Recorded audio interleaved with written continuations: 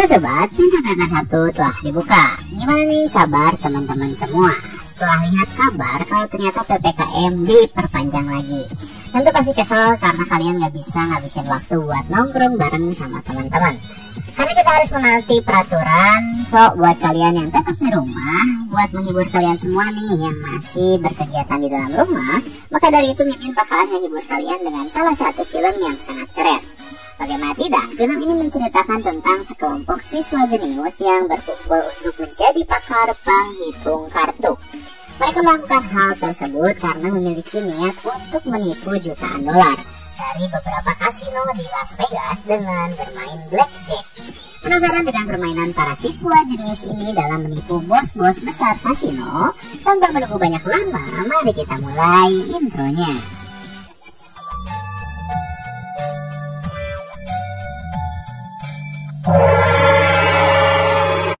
Diawali oleh seorang pria bernama Ben yang saat itu tengah melamar untuk menjadi seorang mahasiswa penerima beasiswa di Universitas Harvard. Ben memutuskan untuk mengambil jurusan ilmu kedokteran saat itu. Ia pun melampirkan beberapa prestasi terbaik dirinya. Salah satunya memiliki IPK 4 berturut-turut. Namun, prestasi yang Ben miliki tak cukup untuk membuatnya menjadi penerima resmi dari beasiswa tersebut.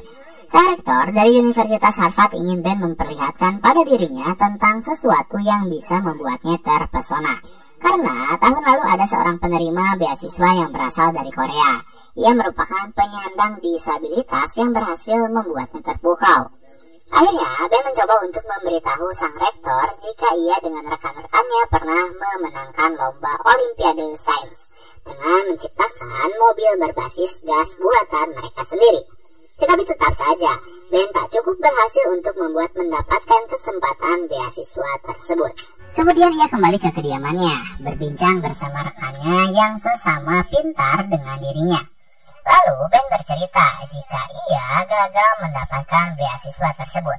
Padahal ia sangat membutuhkannya karena ia tak bisa membayar uang sebesar $300.000 setiap bulan untuk bisa masuk ke ilmu kedokteran.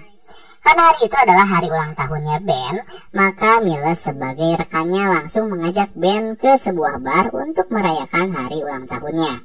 Bersama satu orang teman mereka yang bernama Cam, mereka bertiga merayakan ulang tahun Ben pada malam itu. Mereka juga berbincang tentang bagaimana payahnya mereka yang harus terus-menerus belajar tanpa bisa merasakan kenikmatan saat muda, yaitu berpacaran.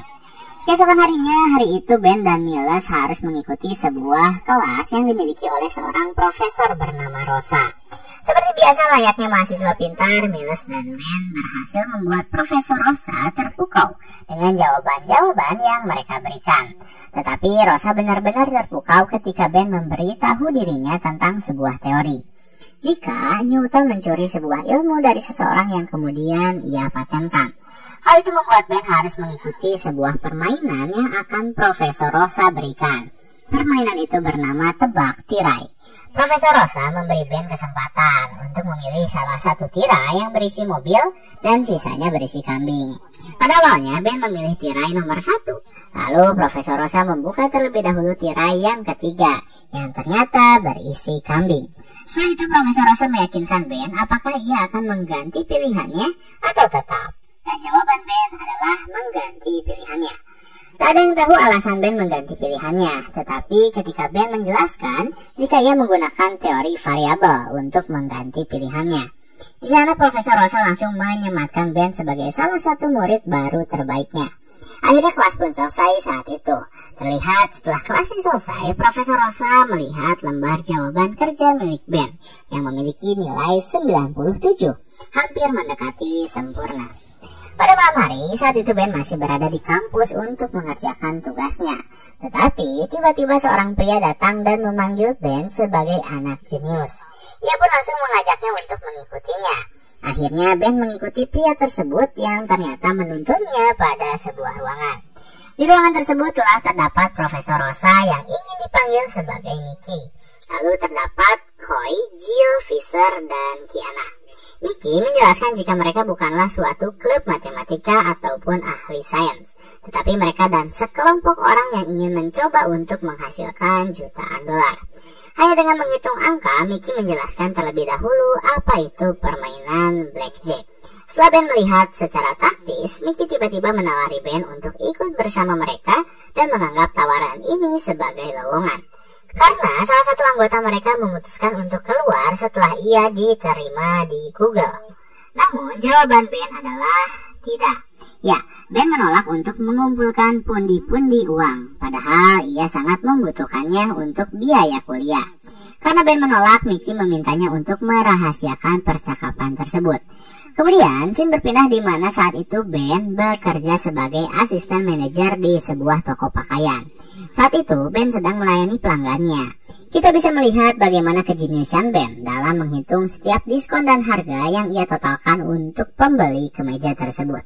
Tanpa Ben sadari, Jill, seorang wanita yang ia lihat di klub penghitung angka tersebut, tiba-tiba datang. Dan setelah Ben melayani pelanggannya, ia menghampiri Jill untuk berbincang dengannya. Lalu Jill mengatakan jika ia membutuhkan sebuah dasi. Dengan cepat, Ben memberi pilihan dasi terbaik untuk Jill. Namun, tiba-tiba Jill justru mengaitkan dasi tersebut ke leher Ben dan mengatakan jika ia ingin Ben ikut bersamanya dalam kelompok penghitung kartu tersebut. Tetapi, lagi dan lagi Ben memberi jawaban bahwa ia tak bisa. Jill terus merayunya, ia juga mengatakan bahwa Ben harus mencoba Las Vegas seumur hidupnya untuk mengetahui nilai asli dari kehidupan. Kemudian, Jill pun pergi, dan hal itu membuat Ben berpikir berkali-kali. Lalu, scene berganti pada kelompok penghitung kartu yang saat itu sedang berlatih. Mickey sebagai pemimpin mencoba untuk melatih anggotanya untuk menghitung kartu dengan cepat. Tetapi tak ada satupun mahasiswanya yang berhasil menghitung dengan tepat selain Ben. Ya, Ben tiba-tiba datang dan ia langsung menebak kartu selanjutnya yang akan datang. Mendengar suara tersebut, Mickey langsung melihat ke arah Ben dan tanpa berpikir panjang, ia langsung mempersilahkan Ben untuk duduk dan mengikuti pelatihan mereka. Di sana Ben diberi beberapa hal dasar mengenai permainan blackjack, juga bagaimana mereka bermain dalam kasino. Tak diberitahu apapun tentang resiko dari permainan tersebut, Mickey hanya ingin Ben berfokus untuk menghasilkan uang. Padahal di balik permainan tersebut terdapat sistem yang bisa saja menghancurkan seorang Ben yang pintar. Karena merasa Ben telah cukup mumpuni layaknya seorang profesional, akhirnya Mickey menyuruh Ben untuk pergi ke sebuah kasino kelas ke bawah sebagai ajang latihan untuk dirinya. Ben pun dibekali beberapa uang dan ia langsung pergi menuju sebuah rumah kecil yang di dalamnya terdapat beberapa meja permainan. Ben langsung duduk di salah satu meja dan memainkan beberapa permainan blackjack. Meskipun ia seorang pemula, tetapi Ben berhasil mencetak uang dalam jumlah yang banyak, hanya menggunakan tebakan pikiran yang ia mainkan. Namun saat Ben telah larut dalam kesenangan permainan tersebut, tiba-tiba seorang menutup kepalanya dan membawanya ke sebuah tempat. Ben yang saat itu panik langsung meminta tolong, tetapi tidak ada satupun orang yang menolongnya. Hingga penutup kepalanya terbuka dan menampilkan Mickey serta beberapa rekannya memberi selamat pada Ben karena ia telah berhasil lolos dalam pelatihan mereka dan telah resmi menjadi bagian dari penghitung kartu. Akhirnya pada akhir pekan Ben langsung diikutsertakan menuju lapangan yang sebenarnya, yaitu Las Vegas.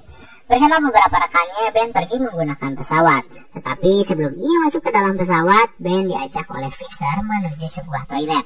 Di sana Fisher menyuruh Ben untuk menyisipkan sejumlah uang milik mereka ke dalam celana yang Ben kenakan. Karena jika mereka menyimpannya di dalam koper, maka uang mereka akan disita. Dengan terpaksa, Ben pun menyisipkan beberapa uang ke dalam celananya. Kemudian mereka mulai melewati penjaga. Saat Ben telah melewati penjaga, ia berharap jika dirinya berhasil lolos. Tetapi tiba-tiba penjaga memanggilnya. Ben saat itu telah was-was jika ia akan ketahuan. Namun ternyata petugas mengingatkan Ben jika tasnya ketinggalan. Dan setelah kejadian itu, ia langsung mendarat di Las Vegas, kota sejuta kasino. Setibanya di Las Vegas, Mickey langsung membawa rekan-rekannya menuju ke sebuah hotel. Di sana, Mickey telah menyiapkan beberapa identitas baru untuk mereka sebagai penyamaran. Ben mendapatkan nama Vladimir Stupnicki. Lalu di malam harinya, Ben langsung beraksi. Dengan raut wajah yang agak gugup, Ben melihat salah satu rekannya memperlihatkan gestur jika meja yang ia duduki memiliki kartu yang sangat baik. Akhirnya Ben pun duduk. Ia mengeluarkan sejumlah uang dan mulai memainkan sejumlah permainan. Dengan mengingat-ingat pola yang Mickey ajarkan padanya, Ben berhasil meraup uang yang sangat besar. Marijuana.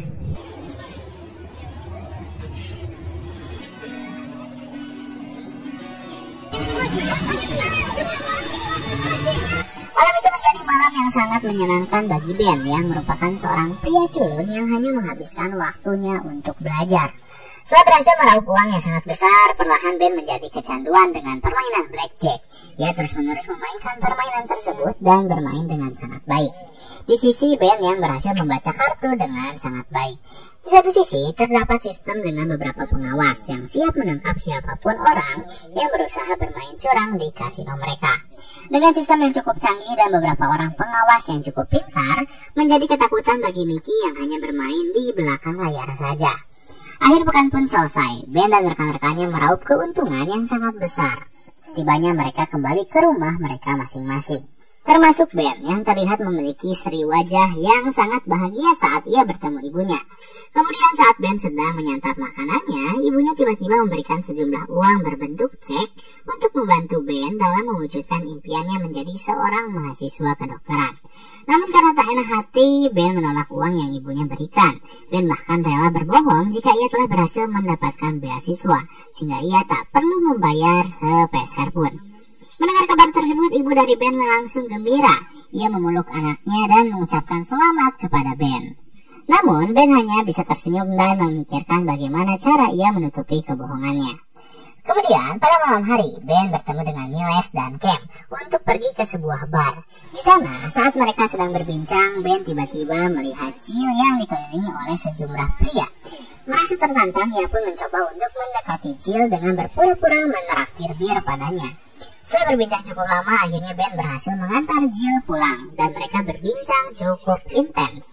Tetapi pertemuan tersebut tak membuat Jill langsung suka terhadap Ben. Mereka harus berpisah ketika pemberhentian Jill telah tiba.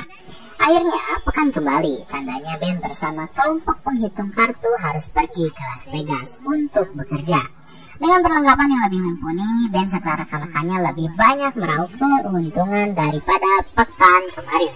Bahkan Ben bisa berbelanja, pergi ke sebuah bar, dan ia perlahan berhasil menggait hati dari Jill.